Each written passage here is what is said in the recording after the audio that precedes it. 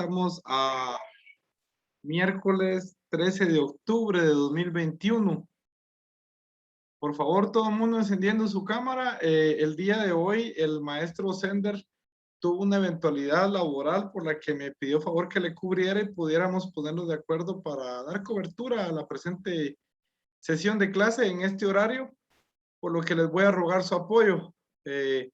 Para no ser tedioso que tengan que estarme viendo toda la noche, yo pretendo en esta oportunidad explicarles en la primera hora el contenido relacionado con lo que es el derecho de las obligaciones, su clasificación, las fuentes y las formas de extinción de las obligaciones.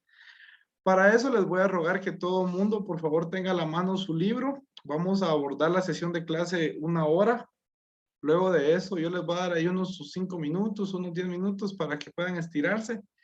Y luego les voy a dar una hoja de trabajo. Quien la vaya terminando, pues queda libre ya en su noche para poder ocupar su tiempo en algo que consideren oportuno. Y eso sí les voy a pedir que todo el mundo la conteste. Va a ser mi forma de evaluar el contenido, cómo lo estamos asimilando con respecto a la presente sesión de clase. Por lo que les pregunto si están de acuerdo y les quiero consultar si están de acuerdo en que le demos de corrido o prefieren que imparta clase 45 minutos, luego terminemos y les dé 15 minutos de receso y abordemos posteriormente la hoja de trabajo. Me interesa escuchar su opinión. Por favor, todo el mundo opine en este momento. Buenas noches, licenciado. Yo opino que de corrido estaría bien. ¿Quién más está de acuerdo? Gracias, Florecita. ¿Quién más está de acuerdo en que le demos de corrido? Yo también opino lo mismo, licenciado. Gracias. Yo estoy de acuerdo, licenciado. Gracias, Ricardo. Por mí está bien también, licenciado. Gracias, Edgar Danilo. Por favor, indíquemelo la mayoría, porque lo que me interesa es que no... También estoy de acuerdo. Gracias, Steffi. También estoy de acuerdo, Lee. Gracias, María José. Estoy de acuerdo, Lee. Gracias, También Luisa estoy de Fernanda. acuerdo. Igual, Gracias, De una vez, Allen. Bueno, Auner, yo creo que ahí estamos ya, habemos reunidas 33 personas, yo creo que ya opinó la mayoría en relación a que sí están de acuerdo que le demos de corrido, no sé cómo llamarle a eso, pero vamos a tenerlo el periodo y luego les vamos a dejar la hoja de trabajo con lo que pretendo puedan completar el horario de clase y no tengamos que estar toda la noche viendo la transmisión, ya que me imagino que eso es un poco tedioso también para ustedes. Les voy a pedir por favor que todo el mundo se ubique en su libro, todo el mundo tenga su libro siempre a la mano, por favor. Gracias, porque con respecto a sus zonas veo muy buenos punteos, nota el reflejo de la dedicación, del esfuerzo de completar los trabajos. Todavía nos quedan 10 puntos en juego, con lo que algunos pueden incluso ya ganar el curso con esos puntos. Entonces no desmaye ahorita. La actividad todavía no ha terminado, incluso usted hoy puede promediar una muy buena nota. No sé cómo sea su punteo en las otras clases, pero créame lo que en la Universidad de San Carlos un promedio mayor de 71 es una muy buena nota. Entonces, yo creo que en la forma virtual está siendo un poco más fácil puntuar, tener puntos más accesibles, por lo que les ruego que no bajen la guardia, no que ahorita al final si llevan una muy buena zona, pues traten de puntear lo más alto posible. Tengo algunos compañeros que llevan casi la totalidad de la zona y creo que la dedicación, el esfuerzo se refleja en eso. También tengo algunos que muchas veces lo que más tienen son excusas, pues yo no soy quien para juzgar su dedicación, solo los invito a comprometerse cada vez más porque estar acá implica un recurso, implica un gasto, un tiempo y es de valorarlo porque muchas veces ustedes son resultado del esfuerzo de otra persona que está apoyando su educación y su formación académica.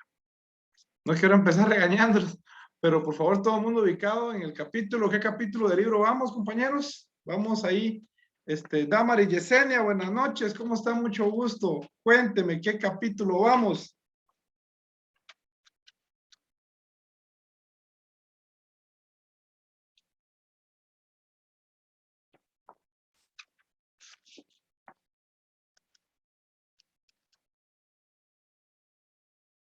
Buenas noches, Lee. Por el capítulo 7, si no estoy mal. Capítulo 7, está bien. Entonces yo hoy, escuche bien pues, les voy a explicar el capítulo 6. Me interesa que nos ubiquemos en el capítulo 6. ¿Qué página es esa, compañeros? 143. 143, muchas gracias. no es tanto de que vayan leyendo, apuntando, copiando, sino que me interesa que me pongan atención. Si gustan, podemos ya apagar el micrófono en esta oportunidad, la cámara, por favor. Vamos a apagar la cámara y vamos a poner atención para poder desarrollar la presente sesión de clase. Gracias por su puntualidad. Las obligaciones como tal, en base al derecho romano, en base al derecho civil, atendiendo al derecho de propiedad, a la responsabilidad de una persona de ejercer su capacidad tanto de goce como de ejercicio, la ley le confiere la facultad de obligarse. ¿Qué son las obligaciones? Las obligaciones son acciones, o en todo caso son omisiones, que se generan a través de un acuerdo de voluntades, conocido como un pacto, conocido como un contrato, donde las personas se comprometen a realizar una acción, a prestar un servicio, incluso se pueden comprometer a no hacer algo. Vieran qué curioso, el día de ayer yo estaba viendo YouTube y tuve la oportunidad de ver, existen en México algunas fiestas de jóvenes, hijos de personas millonarias que gastan mucho dinero en fiestas. Y ayer precisamente me llamó mucho la atención que dentro del video que yo estaba viendo, que era un video de tenis, de zapatos tenis y de gente que colecciona tenis, él explicó que una marca de un champán, que un champán es un vino espumoso, uno rara vez en la vida llega a probar un verdadero champán, porque el champán solo es el proveniente de esa ciudad, y existe una marca llamada Don Periñón, creo que es la marca, que es uno de los más caros del mundo, y resulta que ese joven acostumbra ser viral, ser muy famoso, porque en sus fiestas él consume mucho champán, champán muy caro, y más que todo él se caracteriza porque incluso no es que él se lo tome, no que él lo desperdicia rociándolo. Y ayer él lo hizo mención, no sé qué tan cierto sea, pero en parte es un buen ejemplo para poder entender esto. Existen la posibilidad de que a uno le acuerde, que a uno le paguen porque no haga algo. En este caso, por no hacer algo, a él estaban pagando, dice, él hizo ver de que esa empresa de ese champán le había, primero lo había intentado bloquear, luego al ver que no lo podían bloquear, le escribieron de que a él le iban a pagar, de que él aceptara un contrato por tal de que él no lo desperdiciara, que él no lo tirara, porque eso hacía quedar mal la imagen de su champán, como que era algo para desperdiciar o tirarse, cuando realmente lo que ellos pretenden hacer ver es que con su valor y su calidad es algo totalmente contrario. Algunas veces puede llegar uno, no es muy común, pero puede existir la posibilidad de que a uno lo contraten para no hacer algo. Entonces vamos a entender que los contratos son para hacer algo, para prestar algún servicio, para cumplir una función, o incluso lo pueden contratar para no hacer algo. Miren qué irónico eso, qué curioso. Dentro de la clasificación que nosotros hemos visto durante el curso, vamos a entender que los contratos tienen elementos. ¿Cuáles son esos elementos? Está el sujeto y está el objeto. El sujeto hace referencia a personas tanto individuales como personas jurídicas.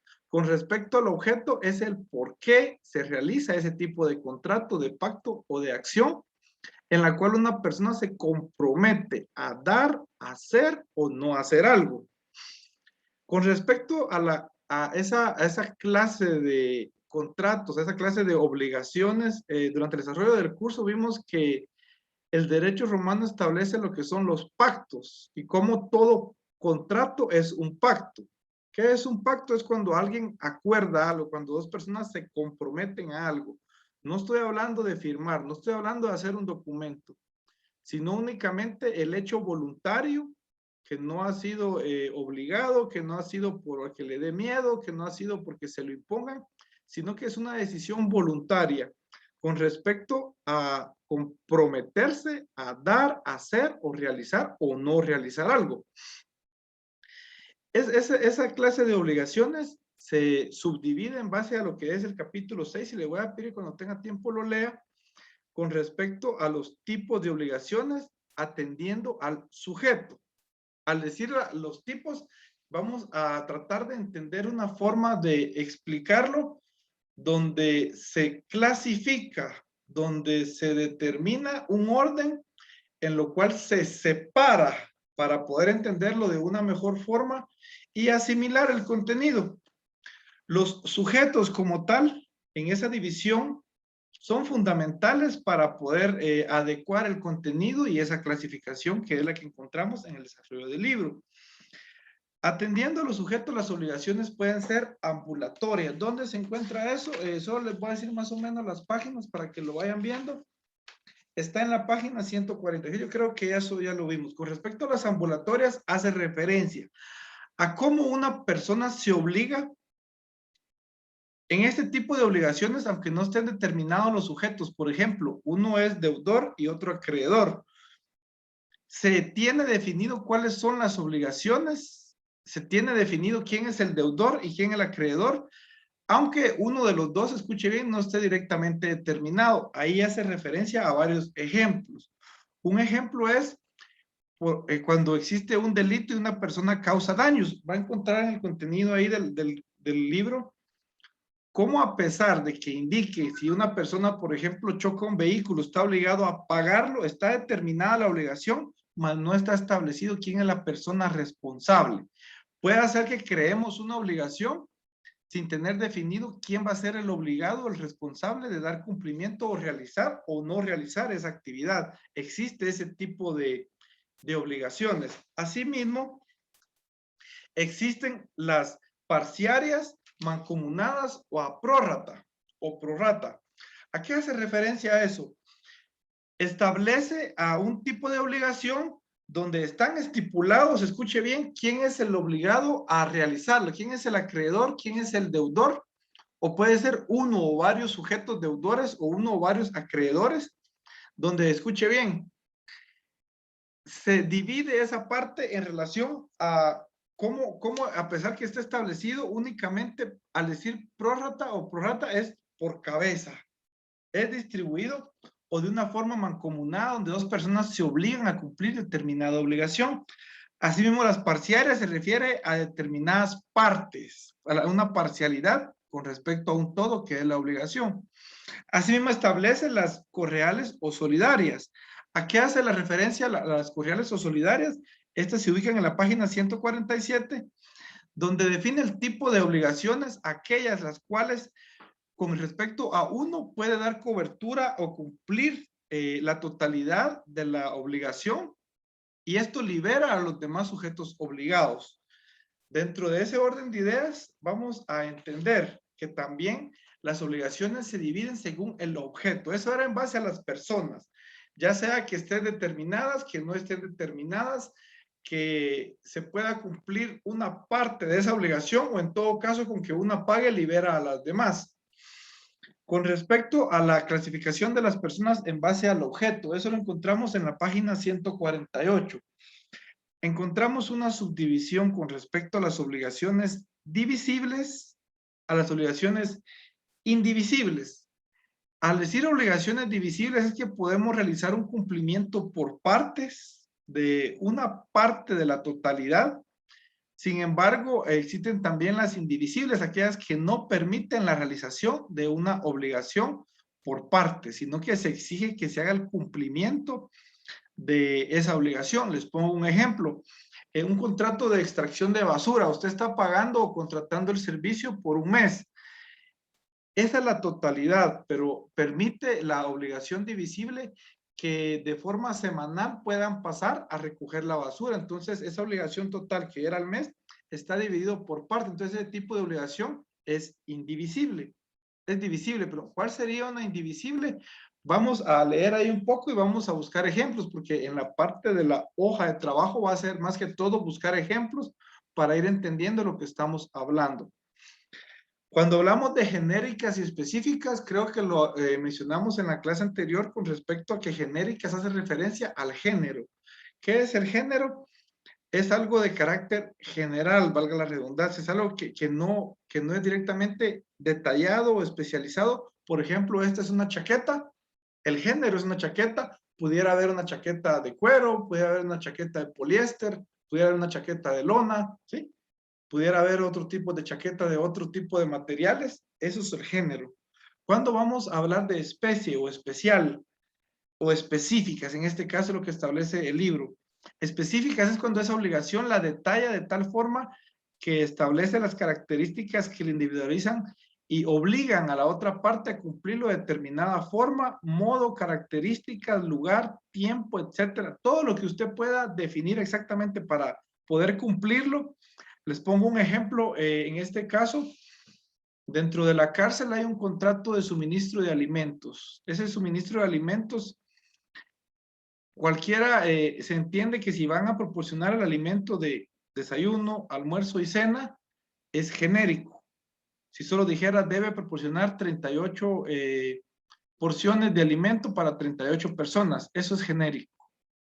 Cuando hablamos específico, es cuando, por ejemplo, detalla que los días lunes en el desayuno va a cumplir con la obligación de servir 2 huevos o servir un huevo, servir 2 tortillas, servir una cantidad de onzas de determinado frijol, tal vez alguna crema, algún quesito, tal vez algún café. Ese tipo de circunstancias que lo hace particular, que lo divide, que lo especifica, hace referencia a las obligaciones específicas. Generales es cuando no detalla, específico es cuando ya brinda detalles especiales para su realización.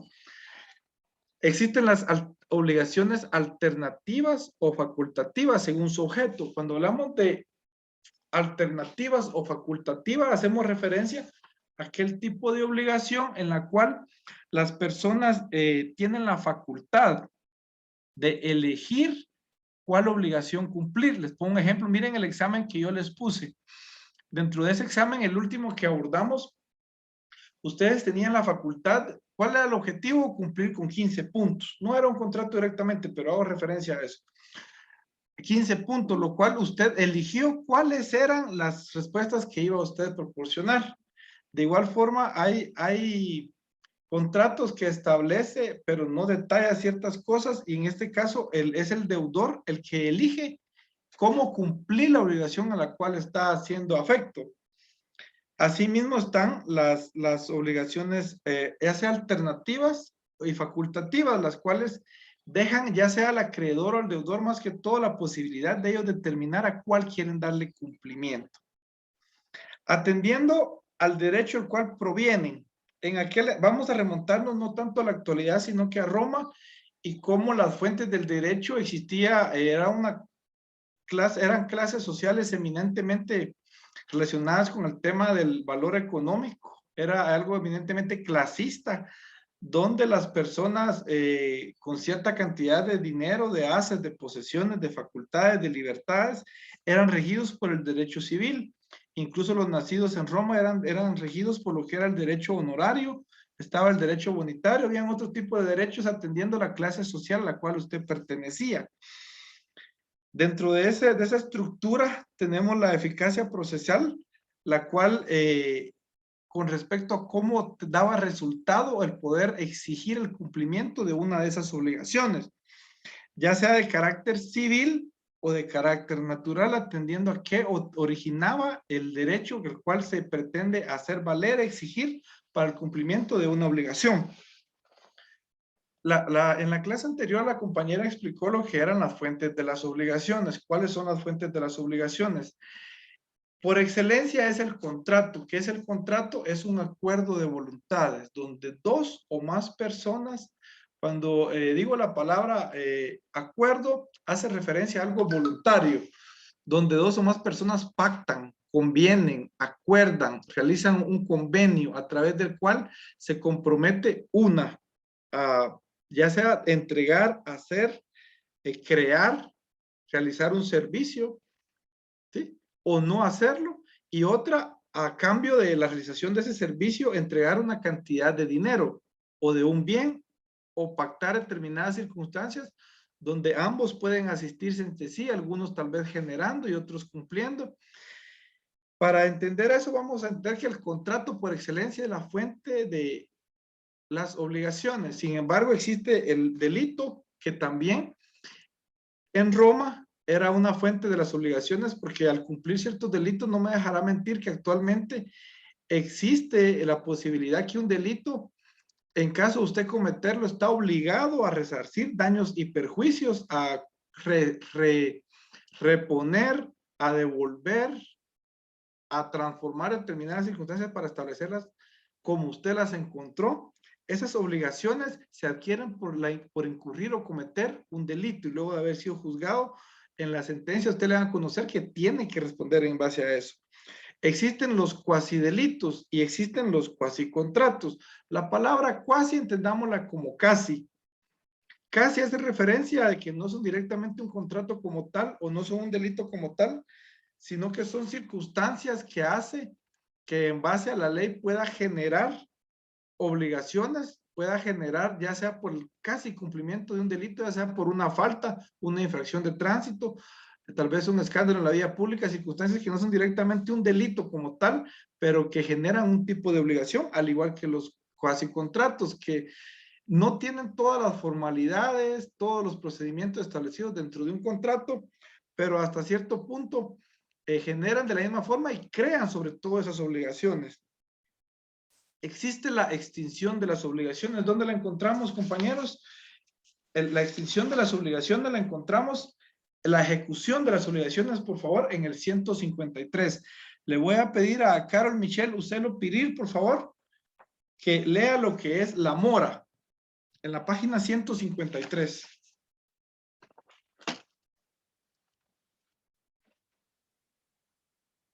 ¿Está por ahí Carol Michelle? La mora es el retraso culpable o doloso en el cumplimiento de una obligación. Es evidente que el que puede retrasarse en el cumplimiento de una obligación es el deudor, y así decimos que incurre en mora cuando no cumple a tiempo y por causas que le sean imputables. Sin embargo, para el derecho romano, también el acreedor podía incurrir en mora. Esto sucedía cuando rechazaba sin justa causa el pago ofrecido por el deudor. Así, en el derecho romano nos presenta la mora debitoris a cargo del deudor y la mora creditoris a cargo del acreedor. Muchas gracias, compañera. Elizabeth Daniela Escobar, ¿está por ahí? Sí, licenciado. Voy a darle lectura a lo que era la mora debitoris. Bueno, la mora debitoris. Para que el deudor incurriera en mora era necesario que el retraso le fuera imputable y que la deuda estuviera vencida. Para aquellas obligaciones no sujetadas a plazo, era necesario que el acreedor hubiera requerido el pago mediante una interpretación, interpellatio. Además, incurre en mora sin interpelación la persona que obtenga un objeto de forma ilícita, como el ladrón, por ejemplo. El deudor moroso debía pagar al acreedor los daños y prejuicios que su retraso le hubieran ocasionado. Respondía hasta por fuerza mayor, y además el acreedor se hacía dueño de los frutos del objeto debido desde el momento en que el deudor se constituyó en mora. Gracias, compañera. Y por favor, Ever del CID está por ahí. Le pido me apoye dando lectura a la mora creditoris. Como ya dijimos, la mora del acreedor aparece cuando éste rechaza injustificadamente la oferta de pago que le hace el deudor. Tiene como consecuencia eliminar la mora del deudor. Si se debía una cantidad de dinero, el deudor podía sellarla, obsignatio, y depositar en establecimientos públicos, quedando así liberado de la obligación. Luego hace referencia a Papiniano, y esa es referencia a algún tipo de norma establecida en aquel entonces. Gracias, compañeros. ¿Qué es la mora? Muchos de nosotros pagamos lo que es una mora, ya sea en una tarjeta de crédito, ya sea al ir a pagar un servicio, por ejemplo, de servicio de agua. Por lo regular existe mora en el servicio de agua o en el pago de un crédito, como les decía. En caso de un incumplimiento, es una responsabilidad que resulta por un retraso culpable acreditarle a aquel. En aquel entonces existía la posibilidad que el acreedor no quisiera recibir el pago. Es ahí que se presentara lo que era la moda creditores, y donde las personas podían ir a depositar para no incurrir en retraso. Aquí establece los procedimientos para que pudiera realizarlo y así hacer constar de que en su momento sí cumplió con la obligación. La mora es ese retraso culpable. Lo encontramos en la página 153. Voy a pedirle por favor a Rudy Isaías Gómez. Buenas noches.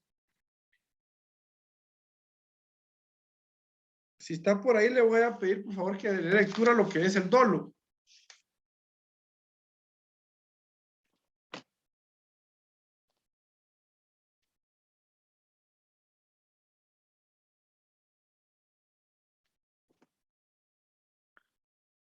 Bueno, vamos a pedirle a otro compañero.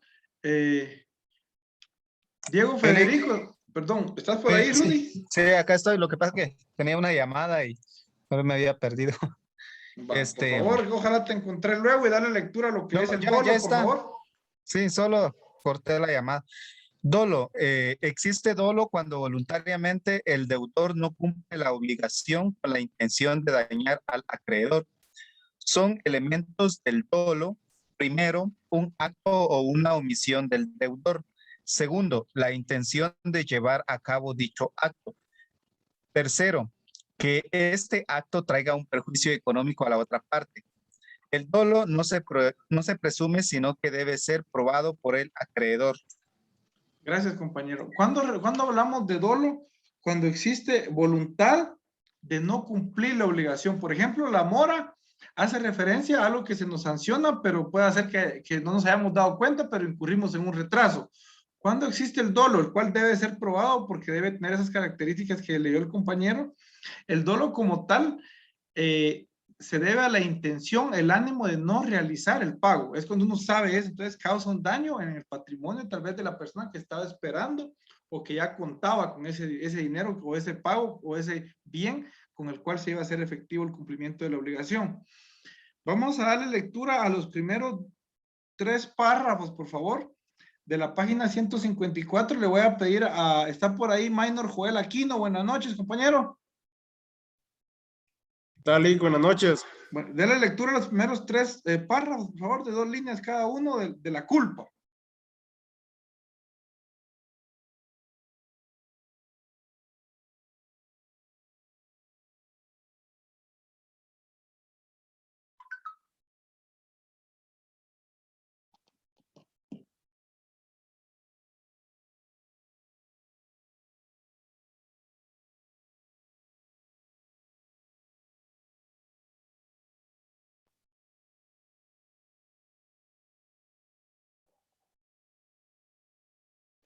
Compañero, está por ahí. Si no tenga pena, le damos la palabra a otra persona.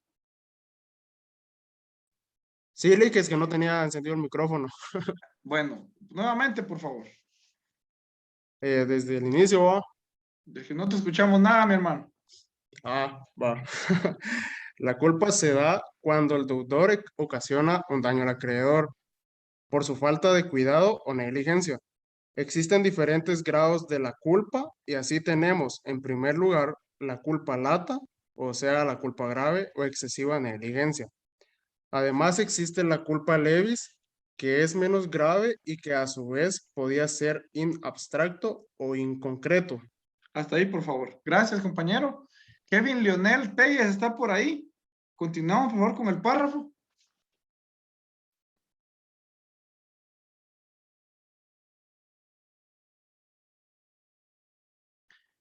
Si no, le voy a pedir, por favor, a Violeta Michelle Lima y Lima. Buenas noches. Buenas noches, Lick. Gracias. Es el siguiente párrafo, dijo, ¿verdad? La culpa leve en abstracto. Ah, ok. La culpa leve en abstracto se presentaba cuando el deudor no hubiera observado los cuidados de un buen padre de familia.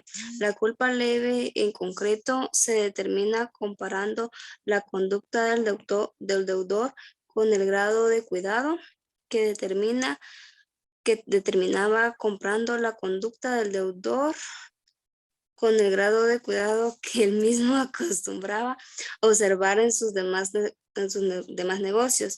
Si el incumplimiento fuera imputado, el deudor al deudor, perdón, por dolo o culpa, el acreedor podía demandarlo el cumplimiento a la rescisión del contrato más el pago de una indemnización por daños y perjuicios. Para ahí, por Una vez favor, para ahí.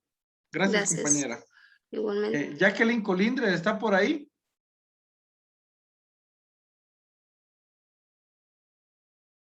Sí, Lic. Buenas Para- noches. ¿Pudiera continuar con la lectura?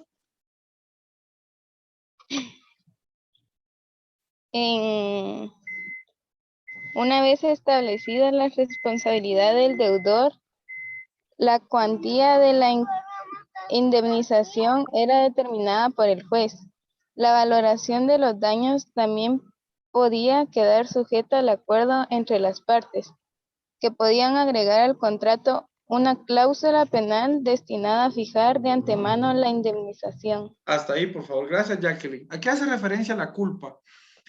La culpa debía ser probada y hace referencia a que al momento de contratar, el hecho del incumplimiento, cuando se le podía atribuir a que una persona tuvo, ya sea porque no se dedicó lo suficiente, porque no se preparó a pesar que estaba obligado, tal vez a cumplir con determinada obligación, se puede pactar de que en caso de ese incumplimiento, ya sea por la irresponsabilidad, por la falta de preparación o por no tomar en cuenta lo que se había contratado, se puede fijar una cláusula que sancione con un pago o una retribución, lo cual debe ser parte de un proceso de ejecución y debe ser probado para poder exigirlo.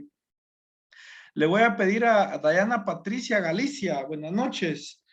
¿Puede darle lectura al caso fortuito o de fuerza mayor?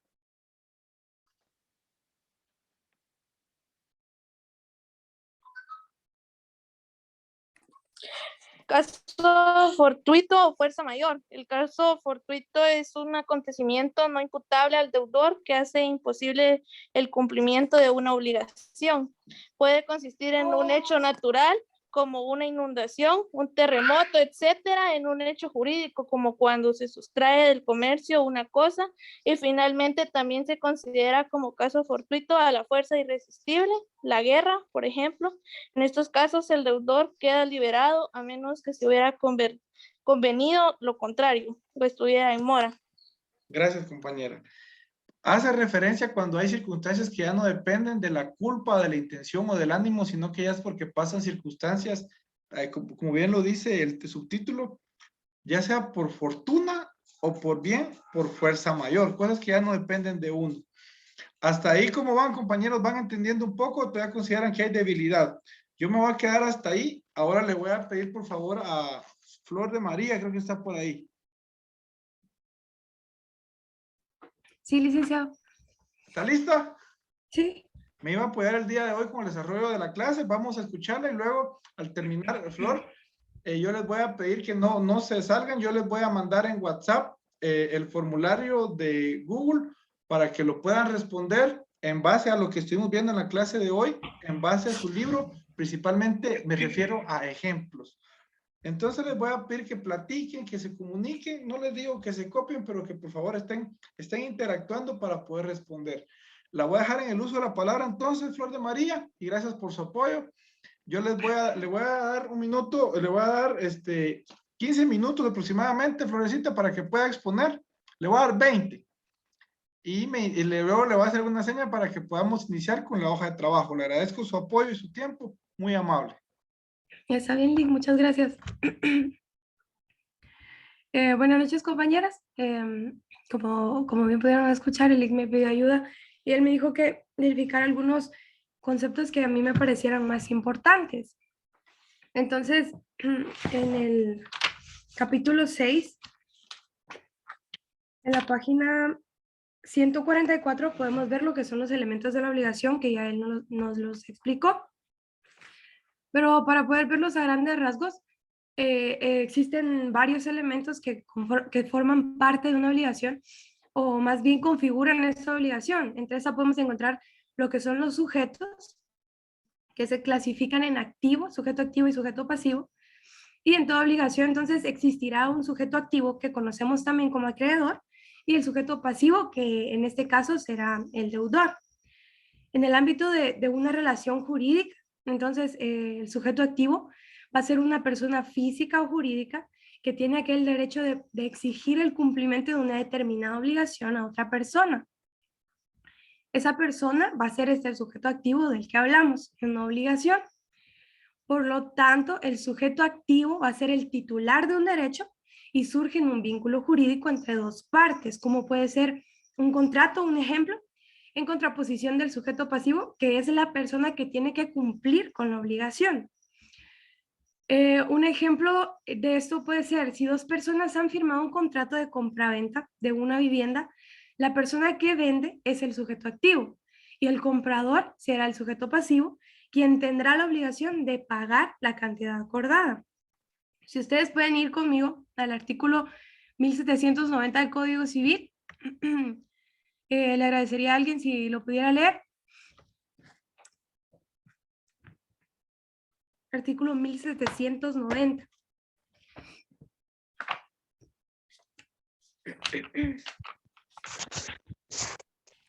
Por el contrato de compraventa, el vendedor transfiere la propiedad de una cosa y se compromete a entregarla, y el comprador se obliga a pagar el precio en dinero. Gracias, compañera. Aquí en este artículo podemos ver claramente cómo aquí el vendedor sería el sujeto activo, que tiene el derecho de exigirle al comprador, que sería el sujeto pasivo, a pagar el precio del dinero que corresponde a la cosa vendida. Entonces, quedando claro esto, pasamos a lo que es el objeto en una obligación. El objeto está en la página 145. El objeto en una obligación, para verlo desde otra perspectiva, en el libro de Alberto Pereira Orozco, que muchos de ustedes creo que lo conocen, él nos da una representación del objeto diciendo que para que una cosa pueda ser objeto del acto jurídico, tiene que tener 3 aspectos esenciales. Estos aspectos son el existir, que es el primero, y él indica que no se podría celebrar un acto jurídico, tomando en este caso el ejemplo de la compraventa como obligación, si el mismo no existe. Y el segundo aspecto que menciona es que se debe poder precisar su naturaleza. ¿Qué significa esto? Que debe señalarse o poder determinarse en cuanto a su especie. Un ejemplo podría ser que yo no puedo realizar un contrato con alguien diciendo que voy a venderle toda la arena del mar, porque no se puede precisar la naturaleza del mismo. Por último, él indica que debe ser comerciable, el objeto debe ser comerciable. Eso significa que no debe de estar prohibida la celebración de los actos jurídicos en relación con la misma obligación. Un ejemplo de esto puede ser que yo les puedo decir que no podemos venir nosotros y tomar a un niño y venderlo, porque un niño no es comerciable. Algo muy distinto va a ser la adopción, pero la venta de niños definitivamente no existe.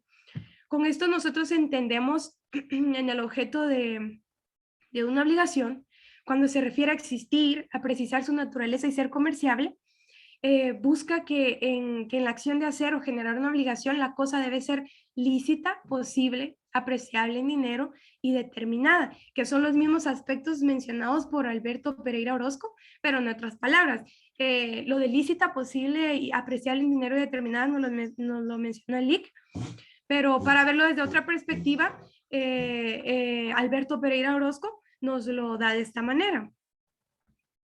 Pasemos ahora a lo que son las fuentes de las obligaciones. Estas se encuentran en la página 150. Sí, 150.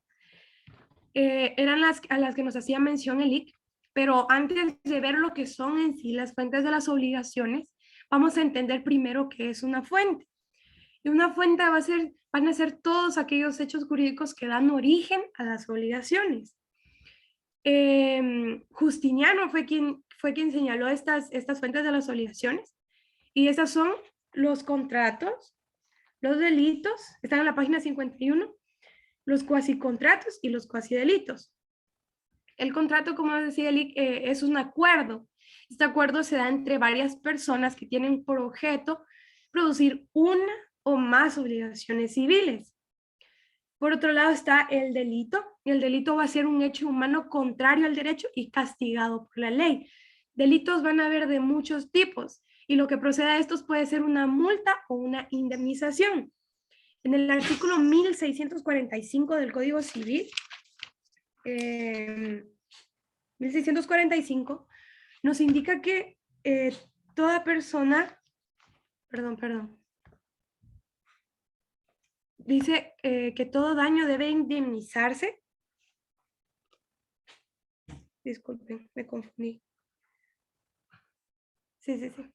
En el artículo 1645 del Código Civil podemos encontrar que nos indica que todo daño debe indemnizarse, diciendo que toda persona que cause daño o perjurio a otra, sea intencionalmente, sea por descuido o imprudencia, está obligada a repararlo, salvo, aquí hay una excepción, salvo que demuestre que el daño o perjuicio se produjo por culpa o negligencia inexcusable de la víctima.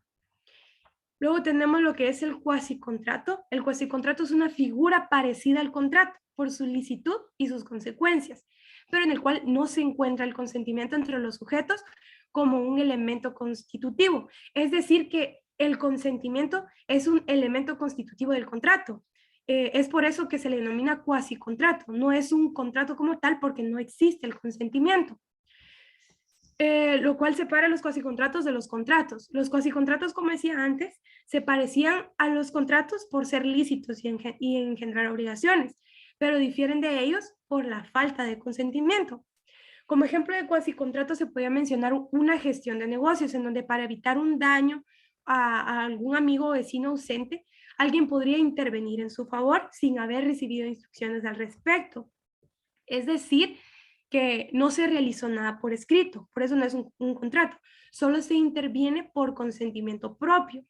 Luego tenemos lo que es el cuasidelito. El cuasidelito va a ser un acto ilícito, pero que el derecho romano no clasificaba entre los delitos.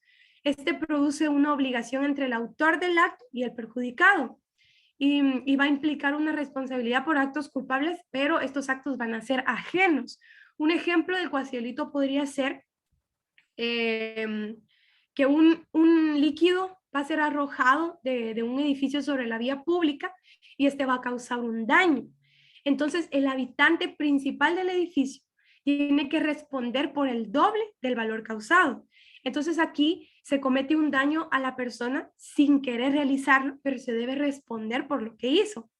Aquí entra la excepción del artículo que les leí anteriormente de la indemnización, porque indica que todo daño debe indemnizarse, diciendo que toda persona que cause daño o perjurio a otra, sea intencionalmente, sea por descuido o imprudencia, va a estar obligada a repararlo. Pero indica, salvo que demuestre que el daño o perjuicio se produjo por culpa o negligencia inexcusable de la víctima. Otras fuentes de las obligaciones que me parecieron muy importantes, que están en la página 151, son los pactos. Porque los pactos tienen diferentes formas de clasificarse y materializarse. Sin embargo, aunque no existe acuerdo de opiniones entre los romanistas sobre este punto, hay argumentos que permitían suponer que los simples pactos tenían cierto efecto jurídico, porque estos engendraban obligaciones naturales, de modo que su cumplimiento voluntario no podía considerarse como un pago de lo indebido o de una donación. Los pactos tienen tres divisiones importantes, esas las podemos encontrar en la página 152. Están los pactos adyectos, los pactos pretorios y los pactos nudos. Entre los pactos adyectos, estos pactos son como contratos de buena fe, en donde el juez tenía que tener en cuenta la intención de las partes, de las dos partes, del sujeto activo y el sujeto pasivo, y las demás circunstancias del caso. Era natural que estos pactos concertados por las partes en el momento de celebrarse un contrato de buena fe tuvieran eficacia procesal. Es decir, que este era el objetivo de los pactos adyectos, que tuvieran eficacia procesal. En el caso de lo que son los pactos pretorios, el interés de la vida económica, el pretor debía conceder acciones y excepciones con fundamento en algunos pactos, los cuales por esta razón pasaron de la categoría de pactos nudos a la de pactos vestidos. ¿Qué quiere decir esto? Pactos nudos y pactos vestidos. Los pactos nudos que se mencionan aquí son aquellos que solo dan origen a obligaciones naturales, y los pactos vestidos son los pactos dotados por el pretor y por la legislación de eficacia procesal. Es decir, que los pactos pretorios pasaban de ser obligaciones naturales a pactos de eficacia procesal. A eso se refiere, los pactos... Vamos, compañera, vamos a darle 2 minutos para que cierre. Le agradezco mucho, muy interesante su exposición. Está bien, Lick, muchas gracias. Bueno, entonces vamos a ver un tema muy importante ya para finalizar, que son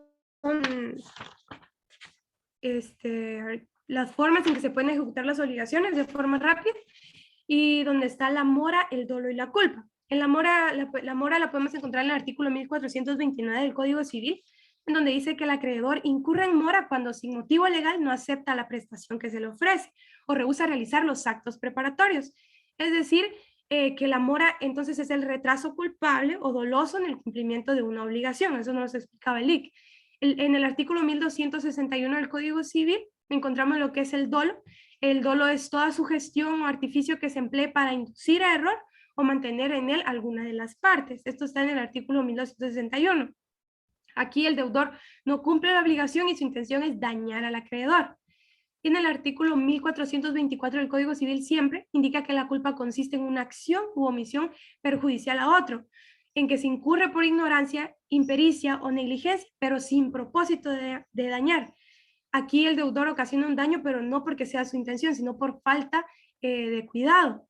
La diferencia entre el dolo y la culpa es la mala fe que caracteriza al dolo. Entonces, la culpa puede ser consciente o no, pero el que incurre en culpa no persigue el fin que tiene como resultado la falta del cumplimiento del cuidado necesario en la relación de su obligación. En el dolo, sí se pretende ocasionar un daño. Y por último, para finalizar, en la extinción de las obligaciones nunca mueren. Las obligaciones se pueden extinguir o disolver. Y se va a extinguir una obligación porque el deudor paga o cumple con lo requerido y es así como finaliza. Muchas gracias. Espero hayan podido comprender. Muchas gracias, compañera. Muy acertada su intervención. En esta oportunidad yo voy a pedirle de que todo el mundo encienda nuevamente su cámara, por favor.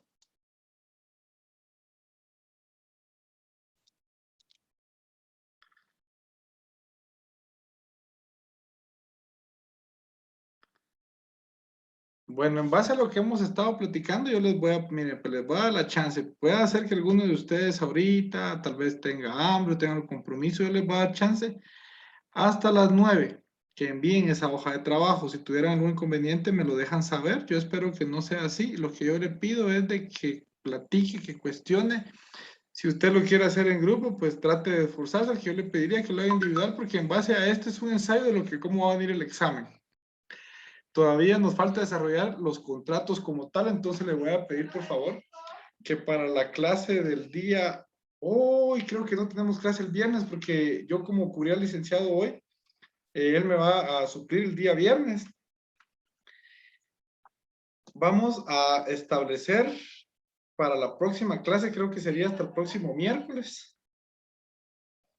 Me interesa que abordemos en la próxima clase lo que son los contratos y otras fuentes de las obligaciones. El capítulo 7, que se ubica en la página 169. Por favor, todo el mundo va a la lectura de la 169. Es un poco de contenido, pero me interesa que lo aprovechemos al máximo. Ya son pocas clases las que nos quedan. Yo quiero poder explicarle la mayoría del contenido que está acá. Hasta la 201. ¿Qué nos corresponde en este momento? Entonces, yo en WhatsApp les voy a enviar el link para que pueda iniciar su hoja de trabajo. Voy a tal vez enviarles el viernes otra hoja de trabajo para que sea como repaso de la lectura que lleven del capítulo 7. Perdón, capítulo...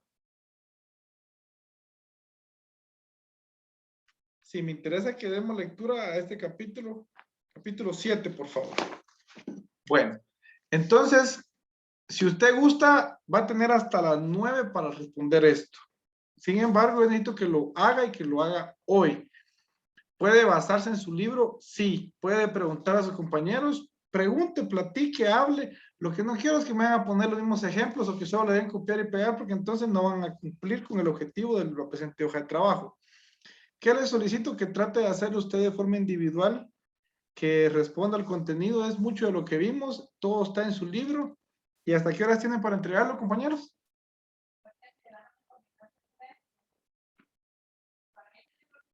¿Hasta qué hora tienen? 9. A las 9. 9 de la noche. Gracias, Violeta. Michelle. Bueno, dudas, preguntas, inconformidades, me las dejan saber en el WhatsApp. Yo voy a estar siempre pendiente y me interesa, por favor, que terminen a más tardar a las 9 de enviar esa hojita. De preferencia que lo hagan de una vez para que podamos continuar y que usted tenga fresco el contenido de lo que hemos estado viendo. ¿Alguna pregunta, compañeros? Licenciado, perdone. Sí, Karina. Sería tan amable de dictarme su número de teléfono. Yo ahorita me acabo de conectar porque tuve problemas con mi teléfono que se apagó. No tenga pena, se lo voy a decir con todo gusto. Es 4505-8045. Está fácil. 4505-8045. Le voy a marcar para que me haga el favor de explicarme la tarea porque ahorita me estoy conectando. Está bien. Léala primero y luego me indica cualquier duda, ¿sí? Igual, lo que pasa es que no tengo mi teléfono para ver lo del link tampoco. Entonces se le va a complicar un poquito. Si gusta, mejor trabajémoslo en otro momento. Solvente ahí su situación primero, ¿sí? Ah, va. Muchísimas gracias. No tenga pena, no tenga pena, compañero. ¿Alguna otra duda, compañeros?